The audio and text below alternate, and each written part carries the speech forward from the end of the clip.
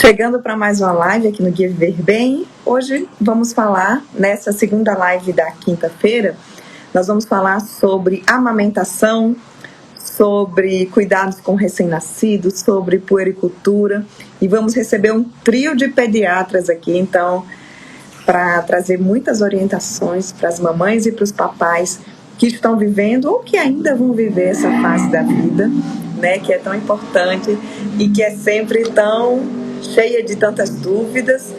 Vou receber hoje a doutora Camila Raposo, pediatra, doutora Silvana Braga e doutora Marcela Fernandes, da Cativa, da Clínica Cativa. Elas já chegaram por aqui, deixa eu convidá-las. Chegou a doutora Camila, a doutora Fernanda. Falta só... Quando ela entrar, eu já mando o convite para que a gente possa começar esse bate-papo. Boa noite, tudo Olá, bom, doutora Marcela? Tudo doutora bem? Camila? Oi, boa noite, tudo bom?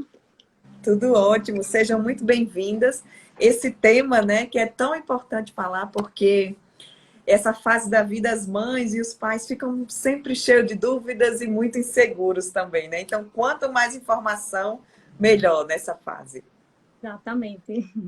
Vamos falar um pouco, vamos esperar as meninas entrarem, né? Mas vamos falar um pouco dessa falta fase. só a Silvana. Silvana não chegou ainda. Não estou vendo Silvana aqui, doutora Silvana. E doutora Marcela tá aqui, mas está travada. Deixa eu mandar de novo. Ela saiu para entrar de novo. Deixa eu mandar de novo. Mas a internet vai funcionar hoje. Doutora Camila, vamos começando você se apresentando enquanto as meninas entram, né? Fala um pouquinho do seu trabalho e o porquê da pediatria. Tá. Meu nome é Camila, né? Camila Raposo. Sou pediatra, formada aqui na UFCG. Não, na UFRN. Fiz minha graduação na Federal de Campina Grande e depois vinha para Natal fazer a residência. Eu fiz o curso de especialização em amamentação, né? De consultoria em amamentação, e é um tema que eu gosto muito de falar sobre. E a pediatria na minha vida veio desde a graduação, quando eu passei no internato, que é uma fase da graduação que a gente fica só na prática. E aí eu me apaixonei pela pediatria. E assim, é uma paixão que só aumenta. Assim que eu acabei a graduação, né, passei pelas outras cadeiras, eu fiquei um pouco em dúvida. Mas aí depois eu fui trabalhar e conviver um pouco com criança. E aí voltou a paixão novamente. E eu adoro. Sou suspeita para falar, adoro conviver com criança. É maravilhoso ver esse desenvolvimento delas. Ótimo. Olá. Tudo bom, doutora Silvana? Bem-vinda. Obrigada, Marcela, meninas.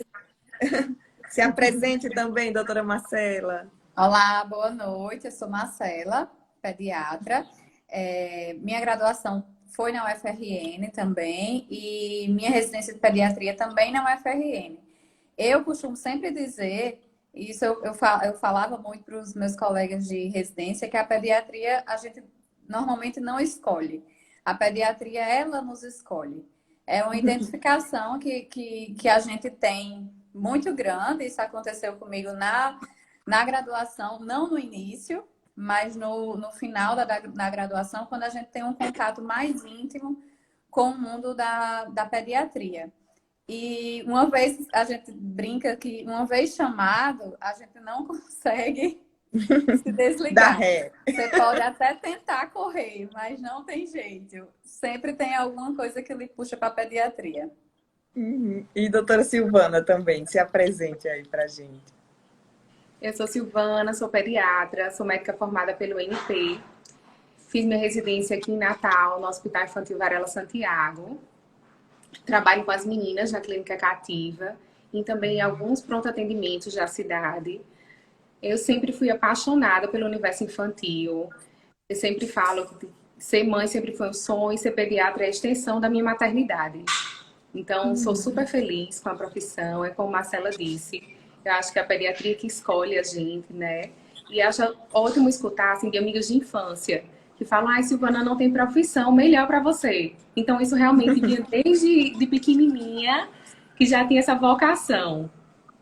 Sou super feliz sendo pediatra. Agora, nós escolhemos esse tema aqui, vocês escolheram esse tema para falar, né? Puericultura, amamentação, cuidados com recém-nascido. Por que essa fase? Foi a fase escolhida aí por vocês para falarem hoje. Eu acho que é um momento de muitas dúvidas, né? A chegada de um bebê numa família é um momento de insegurança, de muitas dúvidas. A gente vem tentar esclarecer um pouquinho desse momento. Cada uma de nós vai tentar falar um pouquinho sobre cada passo e trazer também a importância de estar envolvido nesse universo, de estudar um pouco o mundo do recém-nascido, da família se preparar, né, para a chegada desse bebê. Eu acho que é importante a família estar preparada para a chegada de um bebê.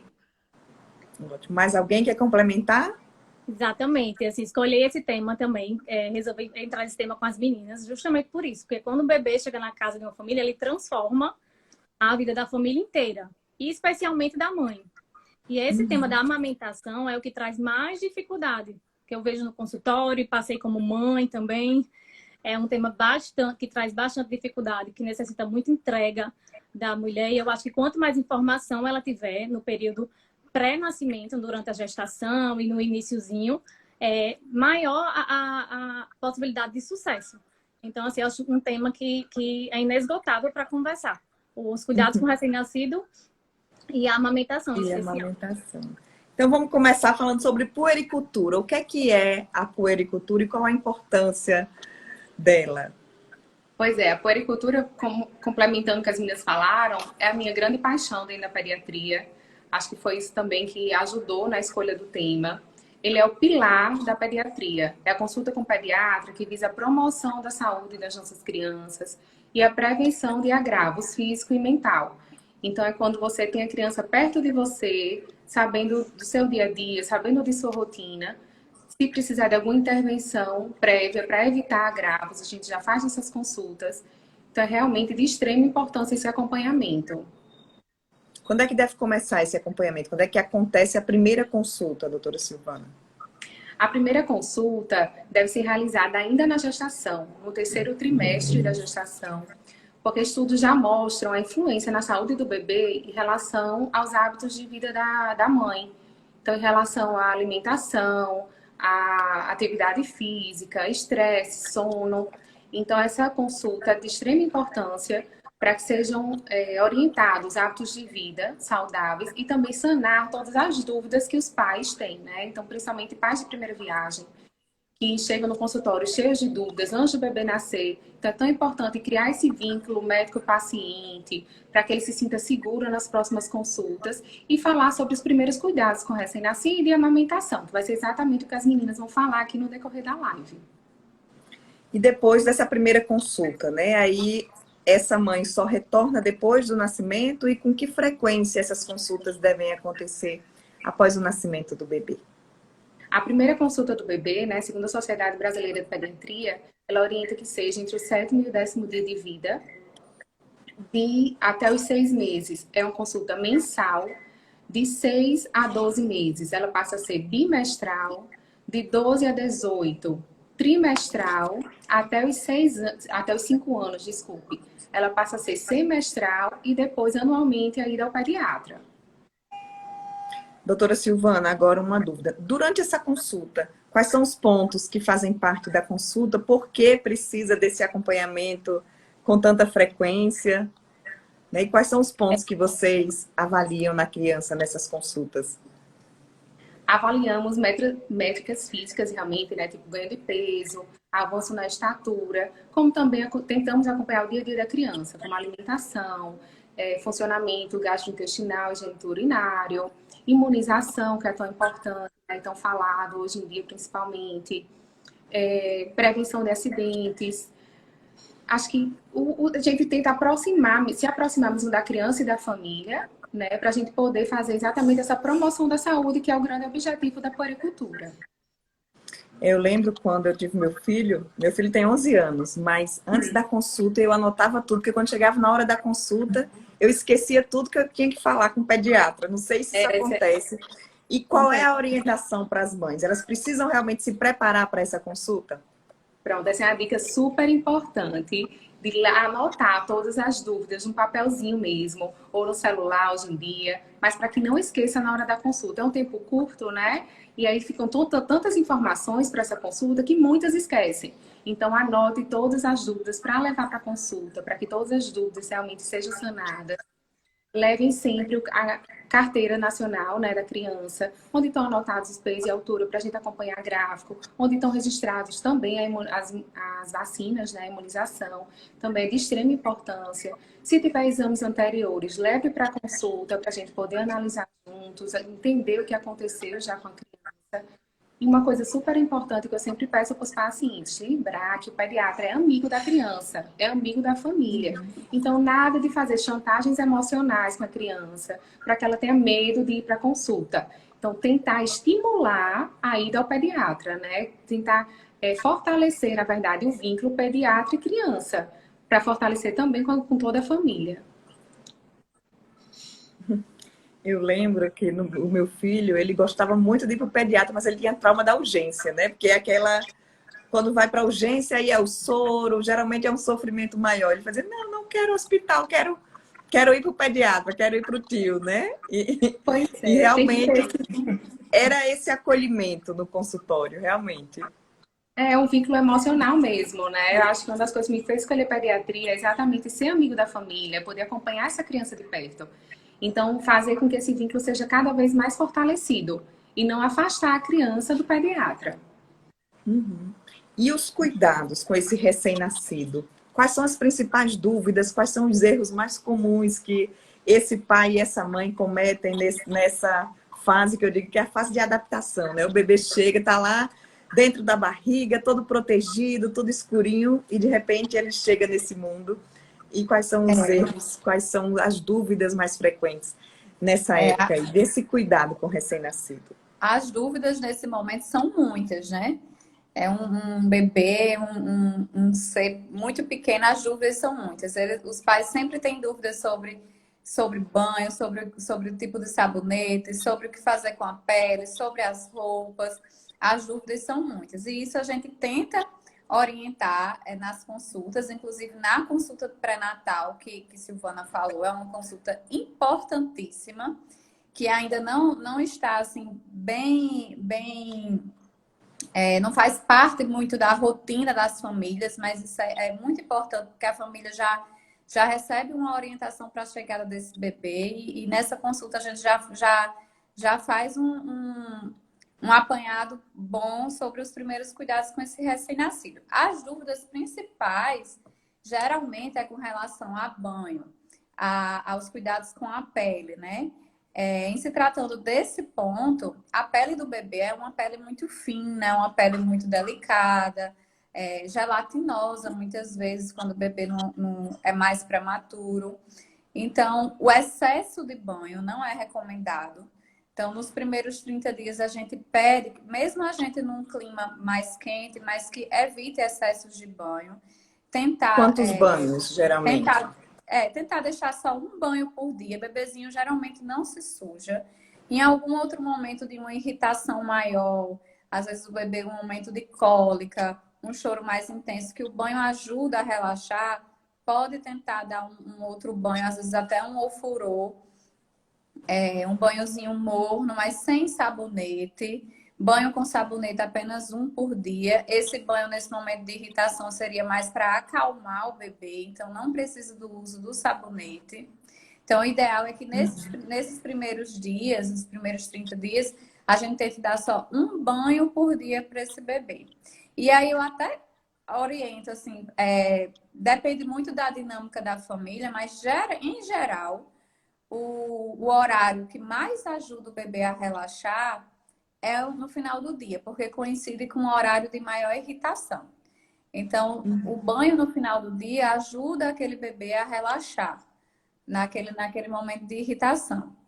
Então, aí a gente vai adequando de acordo com a família, e nas consultas, às vezes a família traz pra gente, eu noto que ele está mais irritado em outro horário, então a gente muda o horário daquele banho. O sabonete, a gente sempre... são tópicos de rotina na nossa consulta. A gente questiona até qual sabonete está usando. A consulta de puericultura é super detalhada, porque o ideal é que se use um sabonete com um pH próximo ao pH da pele.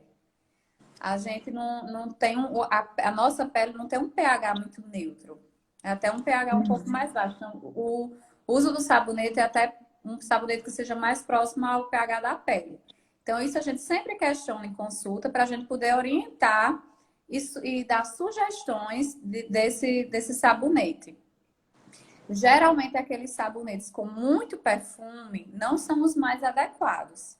Eles não deixam a pele do bebê tão hidratada. A gente não vai citar aqui quais que a gente recomenda mais, mas geralmente aqueles com mais perfume, eles não hidratam bem a pele do bebê. Outro ponto que é bem questionado, até em maternidade mesmo, quando a gente vai passar a visita no alojamento conjunto, é o uso das pomadas de assadura. Eu ia perguntar sobre isso. As pomadas, elas não são de uso obrigatório em todas as trocas de fralda. É sempre bom que a família vá percebendo como é a pele daquele bebê. Às vezes o bebê tem uma pele mais sensível à fralda. E aí desenvolve uma alergia. Então a gente usa a pomada para proteger, para fazer uma camada protetora. Mas o uso da pomada de assadura, principalmente nos primeiros dias, não é obrigatório. Não precisa passar em todas as trocas de fralda. A gente vai avaliando a necessidade de cada bebê com relação à pomada. Mas é importante lembrar que a pomada de uso rotineiro, de uso preventivo, não deve conter antifúngicos, nem antibióticos. É bem comum as famílias usarem pomadas contendo antifúngicos. Pomadas de uso diário, isso não é recomendado. O antifúngico a gente vai usar nos casos de assadura, em que tem a presença de fungo e haja indicação da medicação.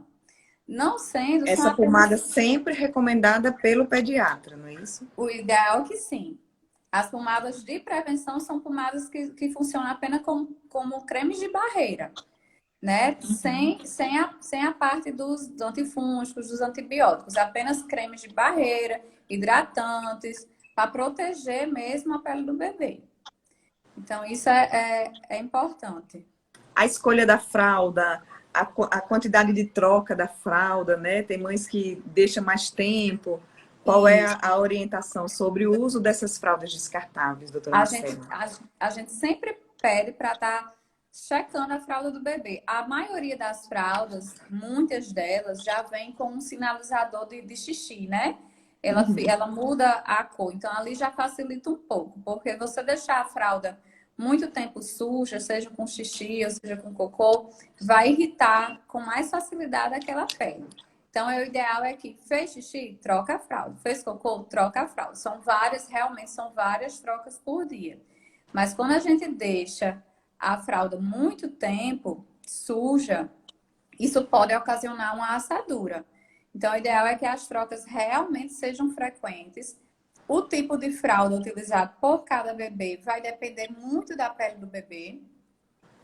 Tem bebê que fica super bem com um tipo específico de fralda, outros com outro tipo de fralda, mas é sempre tentar usar fraldas que sejam um pouco menos quentes. A gente tem até tem vindo crescendo o uso das fraldas recicláveis, né? Elas são laváveis. Elas são um pouco menos quentes, essas fraldas. Então, aquelas fraldinhas de pano de antes? Isso, o uso delas vem retornando. Olha aí. Umas fraldas que a gente chama calça enxuta. A Uhum. calça enxuta de antigamente. Bota a calça enxuta com a fraldinha dobrada, né? É uma opção que é um pouco menos quente. Mas mesmo esse tipo de fralda, também as trocas têm que ser frequentes. Para não deixar a pele do bebê úmida, não propiciar o surgimento de infecção por fungos e não ocasionar assaduras. Doutora Marcela, você está falando da pele. Eu lembro do meu cuidado com a lavagem da roupa, que também, dependendo do produto, pode interferir. Qual é a orientação para as mães nesse sentido? As roupas, a gente pede para não usar amaciante, para usar um sabão neutro, de preferência até um sabão de coco. Você pode até utilizar a máquina de lavar. Antes, faz uma lavagem na máquina, faz um ciclo só com água para sair o resto do resíduo. Se não tiver, às vezes você não tem quem lhe ajude nesses cuidados em casa para lavar a roupa do bebê na mão. Então, você faz um ciclo de lavagem na máquina com água para tirar o resíduo. E pode até lavar a roupa do bebê em seguida, com sabão neutro, de preferência sabão de coco, sem usar amaciante. Então, amaciante a gente realmente não recomenda nas roupas do bebê. Uso de perfume também não.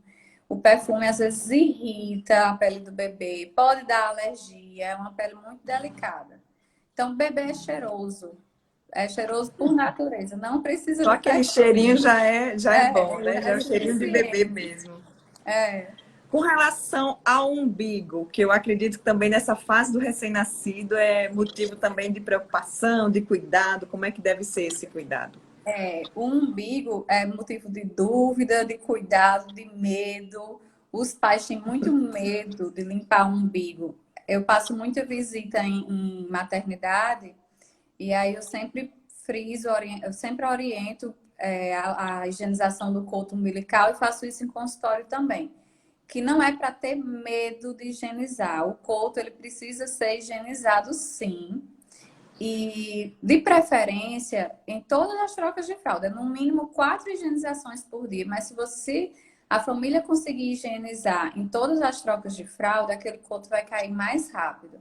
E também higienizar no banho. Como é que é feita essa higienização? No banho, na hora do banho do bebê, passa sabonete mesmo, ali no umbiguinho, naquela parte gelatinosa. Passa no clamp também. Então, passa o sabonete e tira com a água. Dói no Em bebê Não essa dói. manipulação? Não dói. O coto umbilical não dói. Pode manipular sem medo que não vai doer. Quando não for no banho, a higienização deve ser feita com álcool a 70%, certo? Então, pega uma gaze ou um algodão e é para limpar mesmo. Limpa de um lado, vai virar o umbiguinho, limpa do outro e em seguida limpa o clamp, certo? Às vezes as famílias têm medo e eles fazem assim, com bem cuidado. Isso aqui não limpa, nem o cotonete. Passando o cotonete, não limpa. Tem que ser uma higienização mesmo. Algodão saiu sujo, descarta. Vamos pegar um novo algodão limpo com álcool, limpa novamente. Às vezes o umbigo sangra um pouquinho, isso é normal. É normal sair um pouquinho de sangue. Mesmo após a queda do coto, ainda vai ficar um pontinho gelatinoso. Esse pontinho precisa continuar sendo higienizado e às vezes esse pontinho sangra um pouco. É normal. Continua Quantos dias higienizando. para ele cair normalmente? Normalmente até o 15º dia cai, mas se a higienização for mais frequente, cai na primeira semana. E aí, sempre que surge dúvida sobre se o coto está inflamado, se está infeccionado, se está tudo ok, leva o questionamento para o pediatra, certo? Também não fica com aquela dúvida em casa se tá acontecendo alguma coisa de errado ou não. Sempre leva a dúvida ao pediatra, que ele vai saber lhe orientar se está tudo bem. Mas o importante é não ter medo de higienizar, que não causa dor no bebê, nem desconforto. Às vezes o bebê até chora um pouquinho, porque o geladinho do álcool, às vezes, incomoda um pouco ele, mas não é dor. É só porque sente o geladinho, é só porque a gente vai manipular aquele bebê e aí ele dá uma reclamada. Mas não ocasiona dor. Outra dúvida que eu percebo que é muito frequente, principalmente aqui no calor, né? Natal é muito quente e o bebê nasce e está todo agasalhado. Tem que ficar agasalhado mesmo assim que nasce, nos primeiros dias, no primeiro mês? As avós amam meias e luvas, né? Tem que usar a meia e a luva mesmo? Vamos lá. O bebê, principalmente nos primeiros dias, ele realmente tem uma dificuldade maior em manter a temperatura corporal, né? Mas a gente não precisa hiperaquecer esse bebê. A gente mora num ambiente, num clima bastante quente. Então, vai depender muito do ambiente em que esse bebê está inserido. Então, o bebê, assim que nasce, a primeira roupinha vai ser realmente uma roupinha mais agasalhada, que ele está precisando manter a temperatura do corpo, para não perder calor. Em seguida, a gente vai de acordo com o bebê. Tem bebê que é mais calorento, tem bebê que é mais friorento. Tem pais que usam mais ar-condicionado, tem pais que usam menos. Então, a gente tem sempre que perceber o conforto do bebê. O uso de meias e luvas, principalmente, não é obrigatório e nem é tão recomendado. Porque o primeiro contato, o primeiro meio de estímulo desse bebê é o tato e ele vai conseguir fazer isso pelas mãos. Então, se você bota as luvas no bebê, ele não vai se tocar, ele não vai sentir o rosto dele. É importante que ele faça isso. Que quando ele vá mamar, ele toque na mãe, ele sinta a pele da mãe, do pai. Então, isso é importante para o bebê também. É um estímulo sensorial. Então, se a gente deixa sempre o bebê com luvas, a gente está tirando um pouco desse estímulo dele. Lógico, tá frio, tá notando que as mãozinhas do bebê estão frias, ele tá com frio, você pode agasalhar um pouco mais e colocar as luvinhas. Mas se o ambiente tá quente, o bebê tá confortável, sem tanta roupa, pode relaxar e deixar o bebê sem tanta roupa assim, certo? Na hora de dormir, pode até agasalhar um pouquinho mais se for usar o ar-condicionado, deixa o ar-condicionado não muito frio. 24, 25 graus. E aqueles charutinhos no bebê? Em que momento fazer? Realmente é Pois indicado é. para O charutinho, acalmar? a posição do dormir, né? Tudo isso é bem importante ser falado nas primeiras consultas que a gente orienta. Os charutinhos, você pode fazer, né? Os charutinhos ajudam o bebê a se sentir confortável, então acalma. Então, você pode envolver o bebê fazendo um charutinho num momento de mais irritação, mas para o bebê dormir um sono sem supervisão não é recomendado. Ele pode movimentar os bracinhos, soltar aquilo ali e provocar uma asfixia. Então, o ideal é que esse charutinho seja feito no momento de supervisão, em que você está alerta ao lado do bebê, você faz para acalmar. Mas para um sono sem tanta supervisão não é recomendado, porque pode ser uma causa de asfixia, ele faz isso e o paninho do charutinho vem para cima. Então não é tão recomendado. Mesma coisa, o uso de muita coisa dentro do berço. O ideal é que o berço do bebê seja um berço limpo, um berço sem rolinhos, sem travesseiro. A gente não usa travesseiro em bebê. Não é indicado. Se for um bebê que está regurgitando mais, a gente vai levar a cabeceira de uma outra forma. Pode até usar um travesseiro embaixo do colchão. Embaixo do colchão. Não é embaixo do bebê. Se for um berço que já tem antirrefluxo, já vai facilitar. Mas a gente não usa travesseiro, evitar os rolinhos em volta do bebê. Se tá frio, evitar mantas também. Se tá frio, se tá com o ar-condicionado mais frio ou o ambiente tá mais frio, vai botar uma roupinha mais, um pijaminha mais agasalhado para ele dormir. E não vai cobrir. Não vai cobrir o bebê com a manta, certo? Mesma coisa. O bebê com a manta, ele pode fazer assim com o bracinho. Essa manta vem para o rosto, ele não consegue se resolver. Então, pode ser uma causa de asfixia. A posição para ele dormir? A posição mais recomendada vai ser barriguinha para cima. Certo? Nem barriguinha para baixo e nem de lado. Aí muitos questionam, mas e se ele regurgitar? Ele não vai se engasgar? Mesmo que exista uma chance do bebê regurgitar, o risco dele ter uma asfixia é maior se ele ficar de lado ou de barriguinha para baixo e movimentar, porque às vezes o bebê ele é muito ativo e ele movimenta, ele acidentalmente ele vira, ou ele acidentalmente vira só a cabecinha e encontra alguma coisa que faça obstruir aquela via aérea. Então, o risco é maior. de uma asfixia nesse sentido do que de uma asfixia por uma regurgitação. Então, se for um bebê que está regurgitando, a gente tenta prevenir essa regurgitação com as medidas posturais de elevar a cabeceira, mas não, a gente não vai posicionar o bebê de lado, certo? Porque aí a gente resolve um problema, mas cria outro. Então, a posição de dormir é sempre de barriguinha para cima. Ótimo. Vamos falar de amamentação agora? Tema bom. Tema bom. Aí, para Camila.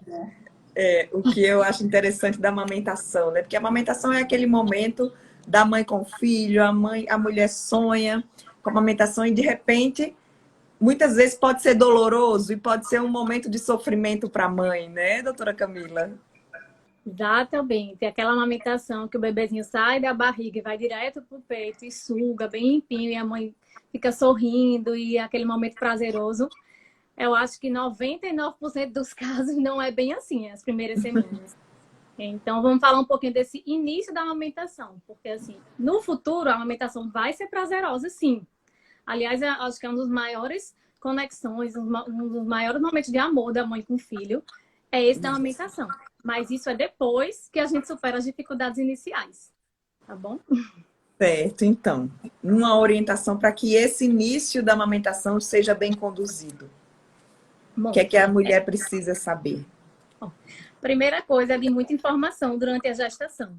Então, assim, hoje em dia nas redes sociais tem muito Insta pró-amamentação, de pediatra, de consultora de amamentação, que tem bastante conteúdo bacana mesmo, tanto para mães como para outros profissionais que queiram estudar mais a fundo a amamentação. Tem cursos para mães também. Então, a mãe se capacitar e capacitar sua rede de apoio é muito importante durante a gestação. A consulta pré-natal e também uma consultora amiga é muito importante também para ajudar nesse início. E aí, não sei se eu faço logo agora, mas eu trouxe uma pequena demonstração de como a gente vai fazer essa pega inicial. Certo. Doutora Camila, eu lembro que eu li alguma coisa de Golden Hour. O que é isso? Qual é a relação disso com a amamentação? Essa hora de ouro, né? Uhum. É o que isso? A Golden Hour é a primeira hora de vida do bebê, né? Como você mesmo falou, a hora de ouro. E por que uma hora de ouro? Porque algumas práticas implementadas nessa primeira hora, elas vão trazer extremos benefícios para a mãe e para o bebê, esses benefícios vão ser tanto a curto prazo como também a longo prazo. E assim, quais seriam essas práticas? A primeira é o que a gente chama de clampeamento oportuno do cordão umbilical. O bebê que nasce a termo, né, no tempinho certo, que nasce bem, com boa vitalidade, que é aquele bebê que nasce respirando ou chorando, o bebezinho que nasce com tônus muscular bom, fletido. Esse bebê que está bem, a gente vai fazer o clampeamento oportuno. Clampear o cordão umbilical, né? Só com 1 a 3 minutos de vida. Não vai tirar e clampear logo. Essas são das primeiras medidas da Golden Hour. Isso vai reduzir risco de anemia, melhorar os estoques de ferro do bebê e vai trazer bastante benefício. Fora isso, o principal da Golden Hour é o contato pele a pele. Que é como o próprio nome diz, colocar o bebezinho em contato, a pele do bebê junto com a pele da mãe. Isso pode ser feito tanto parto vaginal, que é até mais, do ponto de vista prático, é mais tranquilo ser feito. Você coloca o bebezinho aqui, na mãe ou aqui na barriga, onde a mãe desejar. Mas também é possível ser feito no parto cesáreo. Se meu parto, o pessoal falar uma coisa pessoal, meu parto foi cesáreo, no final dos contos, e eu tive o contato pele a pele com meu filho na primeira hora. Esse contato pele a pele, ele não é só bonitinho de se ver, né? Porque é bem bonito realmente ver o bebê naquele contato com a mãe. Mas tem muita evidência científica de benefício. Ele ajuda o bebê a autorregular a sua temperatura corporal, a frequência cardíaca, regular a própria respiração do bebê, que ele lembrar que o bebê ele sai do ambiente líquido para respirar ar, né? Então, essa transição brusca do ambiente intra para o extrauterino, o bebê precisa se autorregular nesse processo. E o contato pele a pele ajuda muito nisso. Ajuda a tranquilizar o bebê e também a estabilizar esses parâmetros que eu falei, para ele fazer essa transição de forma mais tranquila. Além disso, o contato pele a pele, ele ativa uma cascata neurocomportamental de fases de comportamento do bebê, que vai levar a culminar lá pelos 40, 50 minutos de vida com a sucção ao seio. Então, assim, não é que na Golden Hour o bebê vai sair da barriga da mãe e vai direto sugar o seio. Não, a gente vai deixar justamente ele no contato pele a pele para ativar essa cascata neurocomportamental que é instintiva, é do mamífero, Do E mamífero. quanto tempo esse contato? 1 hora. 1 hora Se o for bebê lá. 1 hora o bebê no contato pele a pele. Mas existem alguns procedimentos, assim que o bebê nasce, como fazer a vitamina K, que é uma vitamina que previne sangramento, colocar a pulseirinha de identificação, que é de extrema importância, fazer as medidas antropométricas, pesar, medir a cabecinha, medir o comprimento. Tudo isso pode ser feito após a primeira hora de vida. Então, não precisa dessa pressa toda. Então, assim, eu falo assim, que essa hora de ouro, ela não é só uma medida que seja garantida só pelo pediatra. O pediatra pode ajudar nesse processo de conseguir deixar esse bebê 1 hora no pele a pele, mas é preciso um empenho de toda a equipe profissional, inclusive da visão de toda a estrutura hospitalar das maternidades. Assim, eu vejo que aqui em Natal está mudando muito, né, Marcelinha? Marcelinha trabalha em maternidade também. A gente está conseguindo mudar essa realidade. Não sei se vocês lembram, mas há pouco tempo atrás, os bebezinhos ficavam no berçário, totalmente longe da mãe, e a gente ficava tirando foto do bebê, ficava vendo o bebê tomando banho, gritando, esperneando. E tudo isso acontecia na primeira hora de vida do bebê. Então, hoje a gente já tem bastante evidência científica comprovando que isso não traz benefícios e que diminui muito as taxas de sucesso da amamentação, inclusive aumenta a mortalidade. Então, assim, o contato pele a pele, culminando com a amamentação lá pelo final dessa primeira hora de vida, é o que traz mais benefícios para o binômio, tanto para o bebê, que leva maior taxa de sucesso na amamentação, como também para a mãe. Porque aquele contato pele a pele do bebê faz a mãe liberar o hormônio chamado ocitocina, que é um hormônio do bem-estar.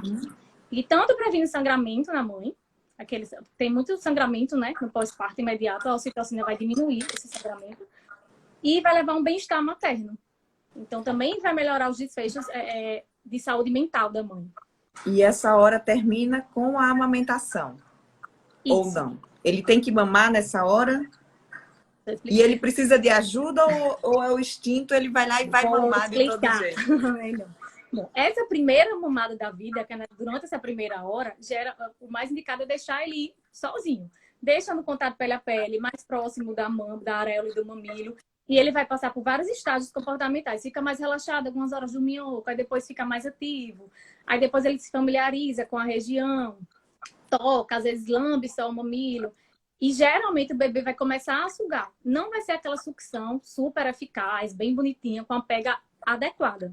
Justamente porque ele vai ser sem ajuda, vai ser só o bebê sugando. Mas isso vai ser muito importante para a amamentação que vem a seguir. Porque vai levar a ativação de reflexos, que são super importantes na amamentação, que é o reflexo de busca, reflexo de sucção. Então, respondendo, essa primeira amamentação da primeira hora de vida, o ideal é que não tenha tanta interferência, né? Você vai ajeitar só um pouquinho o bebê e vai deixar ele lá. Porque o importante nesse momento não é extrair o leite em si, é mais a ativação desses reflexos, esse contato, esse vínculo que está começando a ser estabelecido entre mãe e bebê. Agora, a amamentação, as próximas amamentações, aí a gente vai querer que o bebê sugue de forma eficaz, que não machuque o mamilo da mãe. E aí, para isso, é preciso ajuda.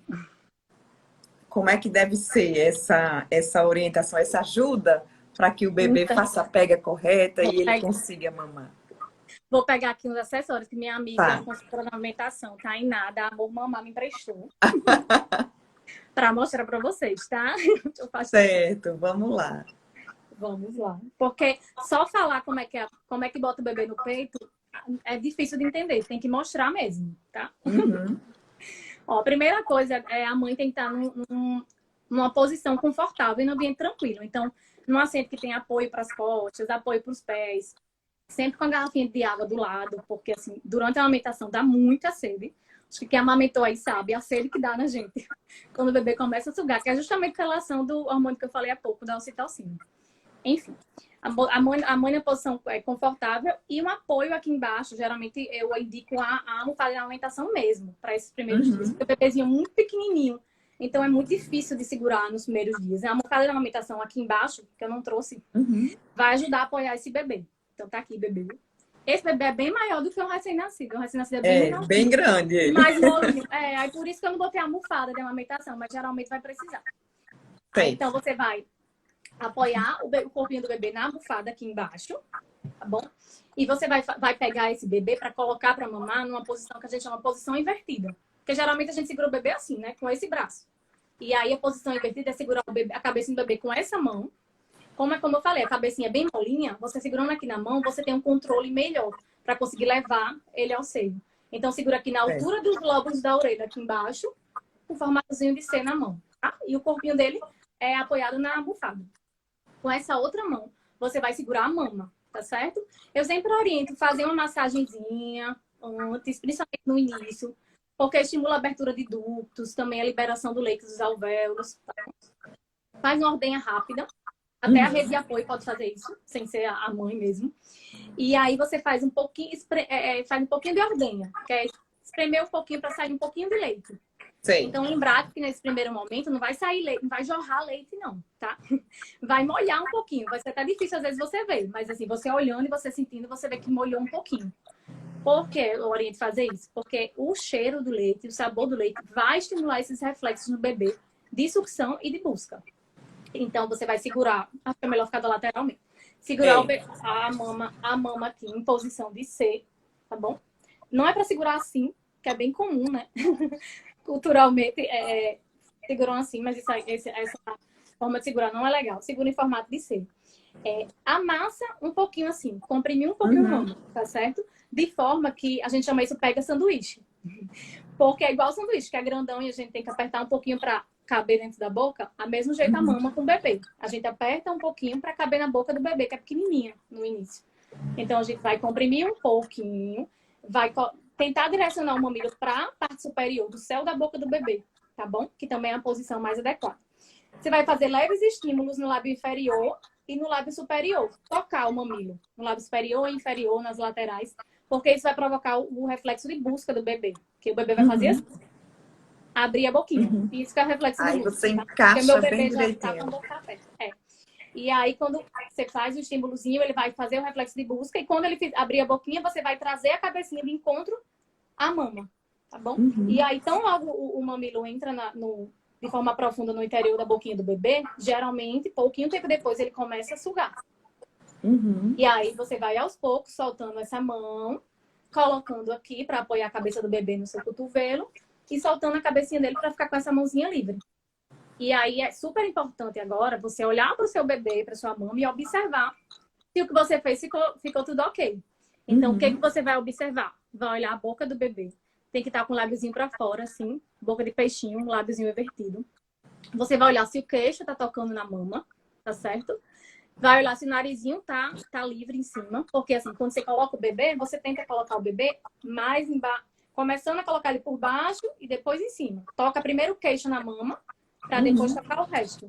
De forma que quando você olhar para o peito, vai ter mais areola visível em cima, a parte preta do peito, do que embaixo. Porque ele abocanha mais a parte de baixo do que a parte de cima. Você vai botar ele de baixo para cima.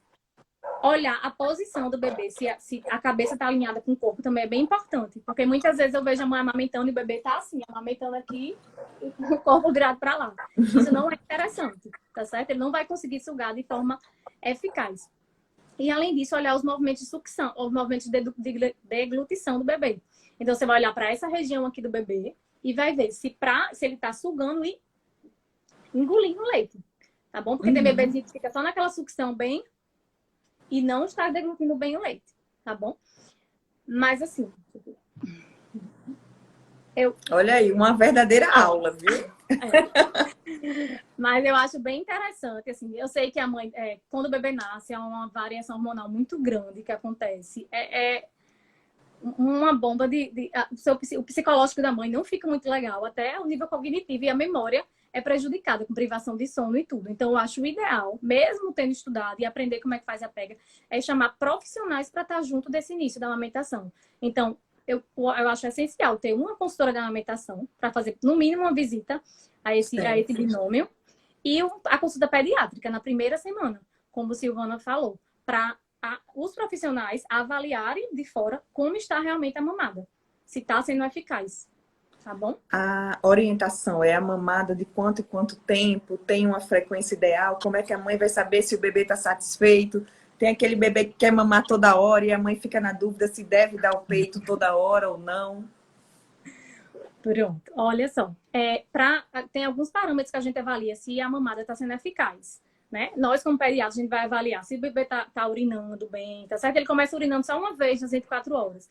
Mas no final da primeira semana já é para ele estar urinando de 6 a 7, 8 vezes nas 24 horas. Outro parâmetro para avaliar são as fezes. Então, o bebê recém-nascido, ele tem que evacuar todos os dias.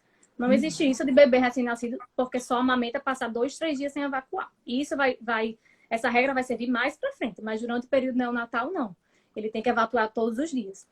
Fora o xixi e a evacuação, o peso, que também vai ser avaliado pelo pediatra. Por isso, assim, o recém-nascido ele tem que estar bem junto com o pediatra. Às vezes a gente faz acompanhamento até semanal, né, meninas, de ganho de peso. Porque aquele bebê que está com ganho de peso arrastado, a gente volta semana que vem, volta daqui a 15 dias, até ele engatar nesse ganho de peso, justamente por essa dificuldade inicial de amamentação.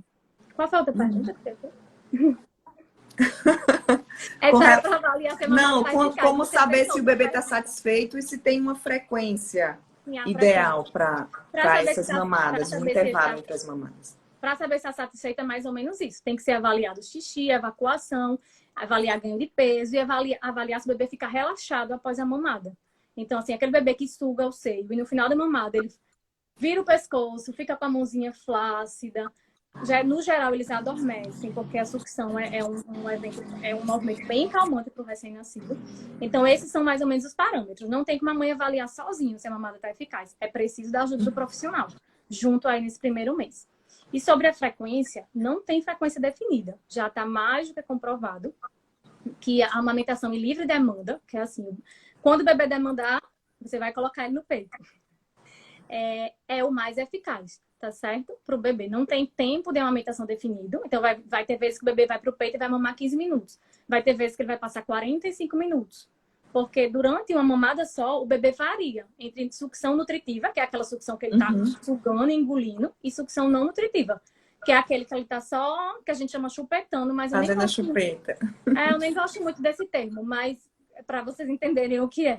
Eu gosto de falar de sucção nutritiva e sucção não nutritiva. Porque o objetivo da amamentação não é só nutrir. É relaxar, é promover a autorregulação do bebê, é promover essa transição, que eu falei, do ambiente intra para o leite uterino mais tranquilo. Tá bom? Essa sucção não nutritiva é tão importante quanto, né? Exatamente. E você vai... Assim, o que eu quero falar para as mães é que esse momento inicial, também que eu até esqueci de falar, esse coisa toda mirabolante aqui que eu falei, de pegar a cabeça assim, a mama desse jeito, é para o início da amamentação, para estabelecer a amamentação, para a mãe e o bebê aprenderem como é que amamenta. Depois que o bebê aprende a amamentar, depende, vai variar muito, mas depois do primeiro mês, mais ou menos, você pode colocar o bebê de cabeça para baixo, perto do peito, que ele vai saber mamar direitinho, não vai lhe machucar, vai extrair o leite de forma correta. Você vai conseguir amamentar deitada na rede, deitada na cama, da forma que você quiser. Essa parte mais delicada, de muita técnica para colocar no peito, é mais para você iniciar de forma tranquila, com menos dor para a mãe, com o bebê ganhando peso mais rápido, porque isso aumenta muito as taxas de sucesso de uma amamentação exclusiva, que é o nosso objetivo, né? O bebê amamentar exclusivamente até os 6 meses.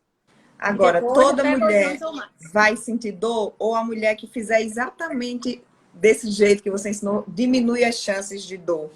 Porque eu lembro quando eu amamentava, quando doía, eu dizia assim, ai meu Deus, ele não pegou direito, né? Aí dá aquela dor, você sabe que o bebê não pegou direito porque dói. E também o que fazer quando fere a mama da mãe, o mamilo. Olha só, a dor, ela vai existir. Porque assim, nossa mama, nosso mamilo e a areola, ele vai se preparando para amamentar desde a 16ª semana de gestação. Lá pelo final do terceiro, quarto mês, ela já começa a se preparar. Começa a ficar mais pigmentada a parte externa da areola, começa a ficar mais espessa a pele. Também tem uns tubérculozinhos que ficam maiores, que promovem uma certa lubrificação da mama. Então, existe essa preparação para reduzir essa dor. Mas é uma mama que nunca sofreu esse atrito, essa pressão de vácuo que o bebê faz para amamentar. Então, isso provoca uma certa dor no início da amamentação. Mas é uma dor que é geralmente nos primeiros 30 segundos, 1 minuto. Quando o bebê pega, nos primeiros 30 segundos a 1 minuto, vai sentir uma certa dor. No início, no primeiro mês, mais ou menos, de amamentação.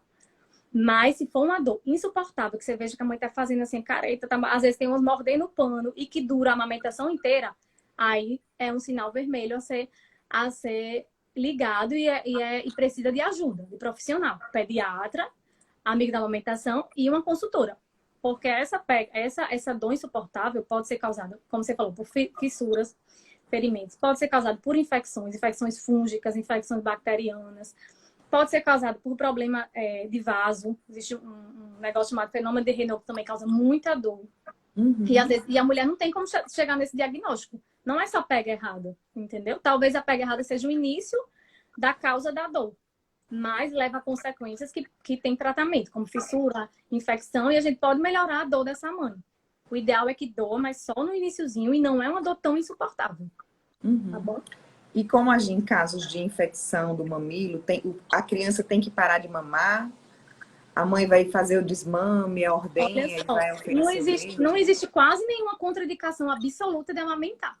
E basicamente todas as causas de dor na amamentação, infecção fúngica, infecção bacteriana, a própria só fissura mesmo, que às vezes a mama fissura, não existe contraindicação absoluta. A gente vai avaliar caso a caso.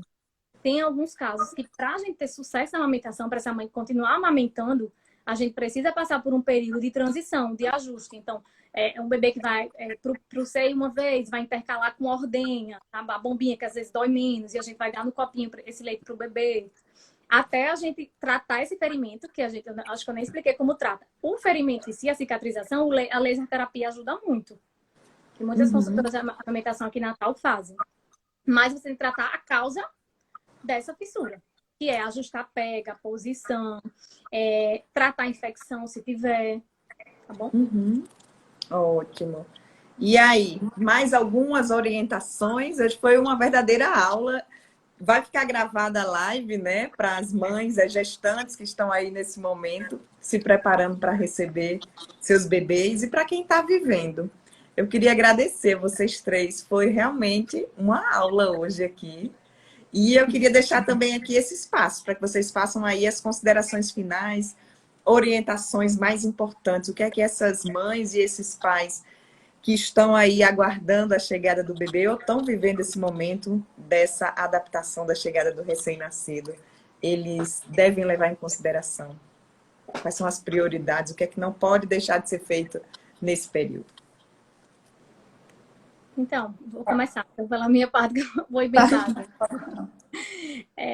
A mensagem final que eu quero passar para as mães é que, assim, acreditem na amamentação, né? Acreditem no potencial que o corpo da mulher tem de produzir o alimento mais, que a gente chama de ouro líquido, o alimento mais completo e mais nutritivo, que permite o pleno desenvolvimento e crescimento do seu bebê. Então, assim, vai ter muita gente falando contra, porque existe uma cultura de desmame muito forte ainda na nossa sociedade, mas eu queria deixar essa mensagem, que a mãe estude, tenha uma rede de apoio mais próxima, pense sobre sua via de parto, pense como é que vai ser a amamentação e vai estudar, converse com mães que amamentam para ver como é que foi e que falar que essa fase inicial difícil, ela vai passar.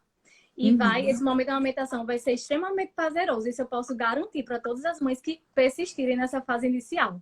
Tá bom?